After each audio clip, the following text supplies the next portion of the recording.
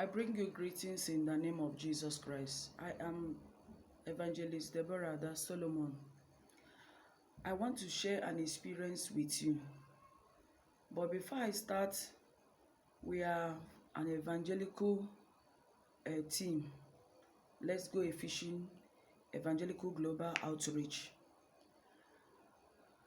This Yuletide, my mind, I was pondering in my heart. I was so disturbed.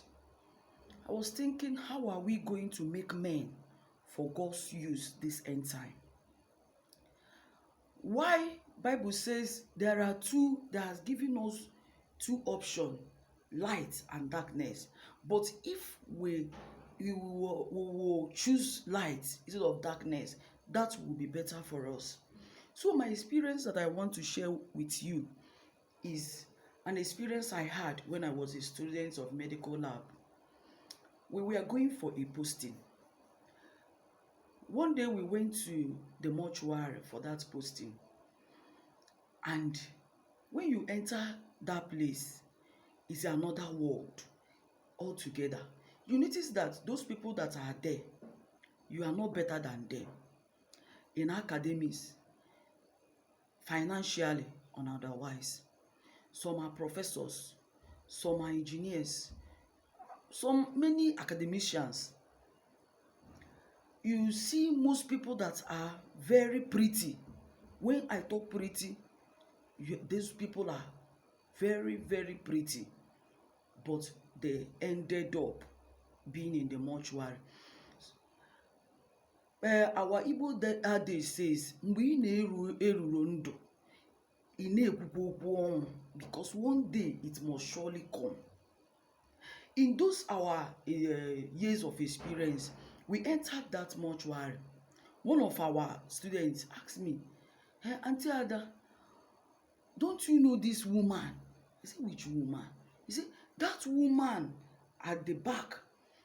I quickly rushed to that woman. They were closing her with a wrapper. They was closing her with a wrapper. I removed that wrapper. I noticed that woman was wearing a very fine gold earring. Has a Brazilian twisting. I said, as if I would tell that woman to wake up, and that woman would just wake up. I was there, folded my hand. I was watching that woman. I asked myself, is this woman really dead? Or where are we? I realized that truly I was inside the mortuary. This woman, what brought her to the mortuary, you will not understand. She was a staff of UNTH. So one of the days, maybe I can't remember whether it was strike or public holiday. So that woman was going to somewhere with the driver, with the gen inside the boot. So the engineer that was working on that gen was delaying, and she sent her driver on errand. So the driver could not come back on time, and that woman wanted to carry the gen in a bike to her house.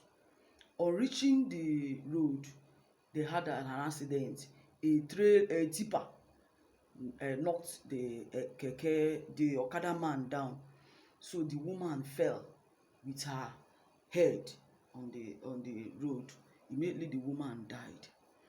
So the father brought her corpse to the mortuary. He wants the mortuary attendants, the doctors, to do autopsy of her to ascertain the cause of the death. So because the woman and the husband were not in the good times before the woman died, they were suspecting that the cause of the death might be from the husband, not minding that the woman died from accident. So I was just watching the woman. I said, the lady that was with me was asking me, "Auntie Ada, this woman is a head of so department in UNTH. Didn't you know her?" I was I don't know this woman. She called the woman's name. I say still I don't. But what I was admiring in that woman was the freshness of that corpse. Whoever that told that woman that you will die at that point, the woman will say no, because he was still in war with the husband. Are you getting me? So, what I'm trying to bring out there, upon all her head of department, upon all her beauty, upon all her makeups and whatever, if you look at that hair, you notice that she just plaited that hair maybe 2 days or a day after her death. So what am I trying to let us know? I'm trying to let you know that we have limited time in this world. When it will happen, you will not know. When, just like you enter this world without you knowing, you will also depart maybe without you knowing. That's why you will leave this earth as if this is your final day on this world. You will live as if today I will no longer see tomorrow. You start planning your life. You start planning your ways. You start planning your movement. You might say, is it not the way other people are doing it? One Igbo adage says, oke soro ngwere nwa mmiri, ọkọcha ngwere na o nwere ike ọma nkọkwa oke. I nwere ike, you will be telling yourself, let me be doing this, living this way or living the other way. I'm still very young. Tomorrow I will repent. Accident might come. You just die like that. When I was a student also, we in Nsukka, we were traveling one day. One of the students called me. The course that we were supposed to write, that we didn't write the exam. So the lecturer came and was they were calling everybody to come back to school, that we are about to write the exam. That period I was very sick. I tried going because I don't want to have carryover. So I went to Nsukka. The exam was they no longer take the exam. So as I was coming back, I entered Peace. From Nsukka, I was coming back to Enugu. From Nsukka, as if you are entering Enugu, Ogbede. I told the driver before we started that journey. I told that driver, driver, I don't like the way you are driving. The route to Nsukka is not good. There were potholes.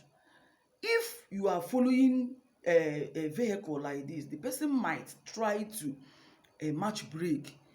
You might no longer control your steering. He say, hey, I've been driving before your fathers. Before they born your father. Is it because this and that? Because you have body, you are still a small girl, this and that. I told him, I raised my head up and told him, just be very careful. That's what I'm telling you. I'm not asking you the year or the day you started driving. So as we are coming towards Ogbede, so the man was just following a vehicle at the back, so a Sienna. So that thing that I told the man later happened. So the Sienna vehicle he was following at the back, the Sienna wanted to dodge a pothole. So he slowed down. So when he slowed down, our own vehicle was speeding up, coming to that the Sienna. So he started controlling the steering. He controlled towards the people that from Enugu coming to Nsukka. No way, he put here there, he put here there. When he was doing all those things, everybody we are calling on their God.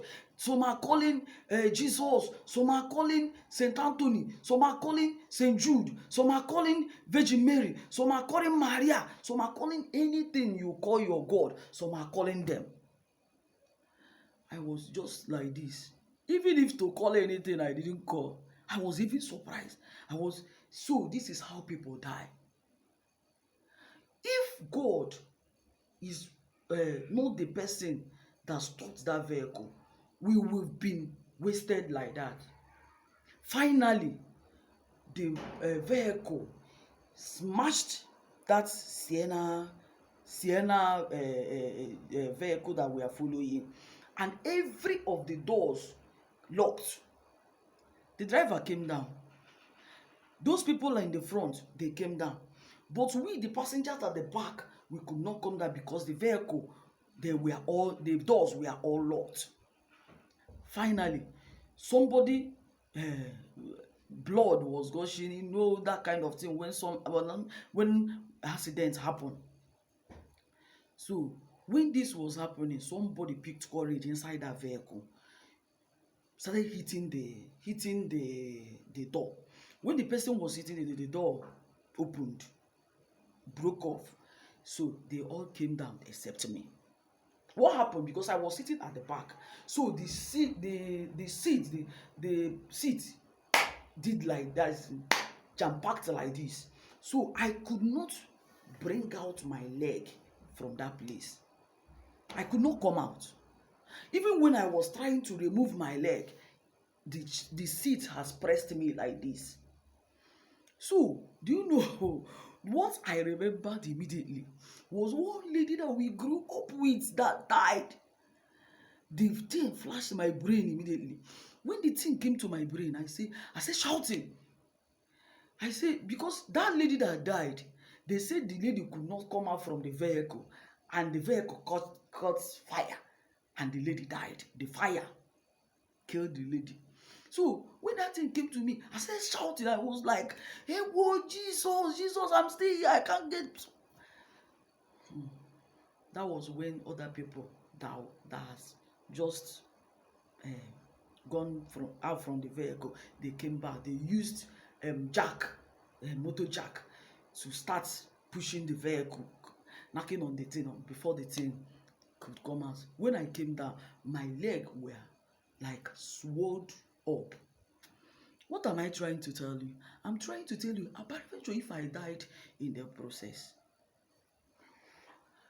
what account will I give to God? Will we say that is the will of God? So what I'm telling you is for you. Some died because of carelessness. Some died as a result of food poisoning. Some died because they trusted people too much. Some died different ways. People die. The young died, the old died, the youth, children, name them professors, engineers, many academicians, they died. Now, the question is not that we will not die, because Bible say immediately after death, judgment follows. I used to tell people the best place for you to go for an excursion is in the mortuary. When we go for evangelism, that is the only thing I used to tell people. Go to excursion. This excursion used to go to Bar Beach, used to go to this place, the other place, eateries, where you go eat. That the best place for you to go for excursion is in the mortuary. That is the place you will see that we are nothing. People are saying, hey, hold me, see me, I am this, I am that, I am Mr. This, I am Mr. That. Do you know that I can do this? Hold me this, hold me that. Just a twinkle of an eye, you hear, fading away like the stars in the morning. They will start singing. The only thing the mortician, the mortuary attendant can do for you is just to package your body, rub small powder on your face, dress you, carry the clothes, put on your body, put you in a casket. When they put you there, your family members will be running around. Some will just do like this, pass you by. Your sweetie, honey, my this, my darling, my nka, my cousin, all of them, before highest they lay you in state for 20-30 minutes. The next thing, those people are digging the grave, has just finished digging the grave, and the next thing is for boys to carry you down to the grave. The question now is, what account are we going to give God when we pass over to that side? When I was growing, I was pastoring a church. So in that church, I was very sick. They posted me in a branch and I was very, very sick. So in that village where I was pastoring, to the extent that I could barely lift my leg or my hand. Even the members were the people that carried me to where I boarded the vehicle that brought me back to Enugu. So I went to our headquarters thinking that the man of God that I was with would take me to the hospital. But I don't want to go there now. But when I came there, when I came to the parsonage, he just left me. I was dying. If you see my body was very, very hot. What am I telling you? I saw myself. I left my body. When I left that my body, I saw myself in a place. When I saw myself in that place, they were like singing. They were just in a circle form. There was one elderly man among those people that I saw there. So when others people are dancing, they will dance, they will dance, they will dance. I love the song that was going on there. So I followed the cue. I was dancing with them. I was praising God with them. So at a time, when it reached to your turn to bow to the man, you will just bow down. So one after the other, when you reach to the place where the man was sitting, you will just bow down. That's in. So it got to my time to bow down. You remember the music were going on. If you see the sound of the music, you will love it. You will not like to come back. So I so much love the music, and I was like dancing and celebrating with them. So when it got to my turn to bow, every music stopped. This one is not the type you will say that maybe the music was the guitarist was still doing his work, or the keyboardist was. Everything stopped once. Everywhere became very calm. I stood still, and I was asking myself, why will it be in my turn that the music will stop? I was thinking in my heart. I was not talking. I was just thinking in my heart. And I was saying in my mind, this must be God that these people are bowing to. So, I wasn't talking. I was thinking in my heart. And the man saw what I was thinking in my heart and said, no, I am not God. I am Abraham. And the man asked me, your time has not come for you. You have started the work, but you have not finished the work. So we are now sending you back to accomplish the reason, the purpose, the assignment of you being on this earth. And this brings me to asking you a question this very period. Are you fulfilling assignment? Paul says, I have fulfilled my assignment. I have fulfilled the purpose I have fulfilled. I am waiting for the crown on my head. So, if I ask you a question now, have you started the assignment? I told us that we have two stages of life. Morning stage. Three stages. Morning stage, afternoon stage, and night stage. When you were born to the age of 20, I titled it the morning stage. Your parents might just be giving you food. And mommy thank ma, daddy thanks. From that stage till maybe 30 years is your afternoon stage. If you could not build anything on your own that time, brother, from 30 to 60 to 100 to 120 years or to whatever, that you didn't build up something, my brother, you are a waste. So my question is, are you fulfilling your assignment? Are you fulfilling your purpose on this earth? Why? What are you here for? I was asked question on that side. He said, you have not fulfilled your assignment. So what assignment do you have? What is your calling on this earth? Have you asked God, why am I here on this world? Why am I here in this present generation? Are you still a waste to your generation? Are you still eating mama tankma? Or are you planning to fulfill your assignment? We are entering 2023, I mean. So, what assignment do you have to fulfill 2023? Do you still have in view to continue the old life you are living? One day, we will look for you, we will no longer see you. So, where will you be on that time? Bible say, there is a way that seemeth right unto a man that leads to destruction. You might be telling yourself, this is the way every other people are doing it. But I used to tell people that we have conscience. If your own conscience has died, that means you need Christ in you. You need God in your boat. Another experience that I had was another period when I moved out again.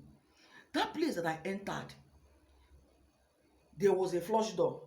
So when you enter, the flush door will just open.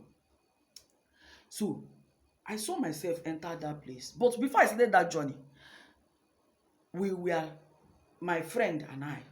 So my friend told me, this road you want to follow is very rough. There are a lot of potholes. There are a lot of gallops on that road. Besides, this road is very tight. Let's follow this way. I told her, sister, look at the White House that I'm going to. See it there. I don't mind whether the road is good or wrong. I'm interested in getting to that White House. So, everybody to your tent. She followed the other route. Me, I followed this route. And I was with one man alone in that very road.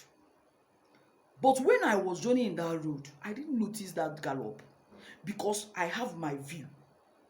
That is what Bible says. Look unto Jesus. Don't look, he say, pastor, my pastor in my church, and she's friending one woman in my church. Because of that, I will no longer go to church. That church does not belong to their pastor. Church is God's property. That was the reason why Jesus himself removed those people that are buying and selling in the church. Bring out your destiny, move to the church. Let God use you to build the church because church is your father's property. Don't say my reverend in the church do this, my pastor in the church do that. Because of that, I will no longer go to church. Church is your father's property. Bible says, I will build my church and the gates of hate shall not prevail against it. So, go to church and build that church. Make a new relation with God. Tell God, this year, 2023, I am going to build the church with you. Where you stay, I will stay.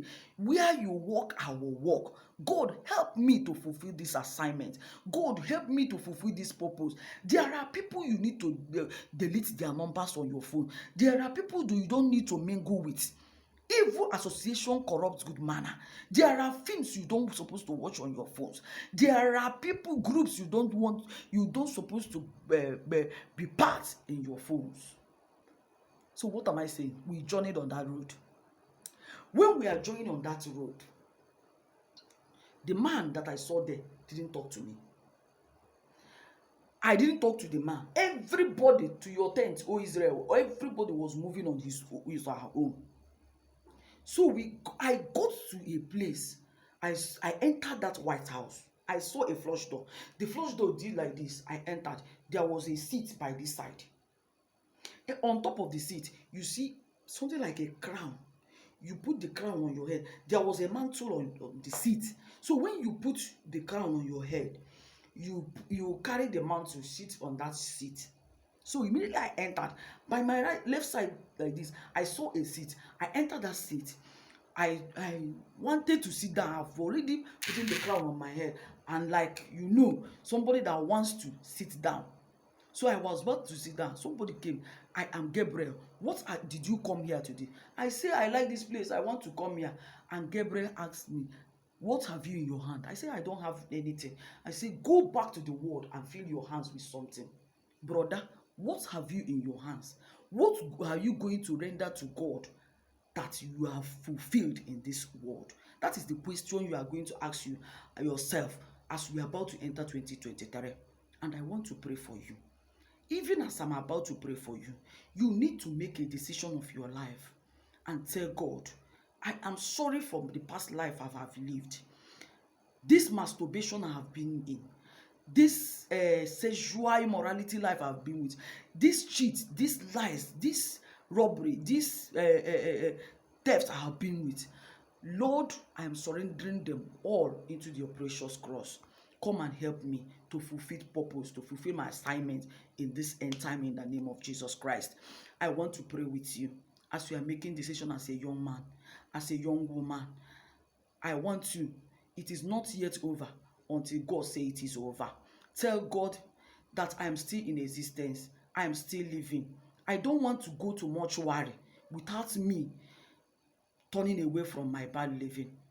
God, I don't want to die and lower in 6 feet without me fulfilling my assignment on this earth.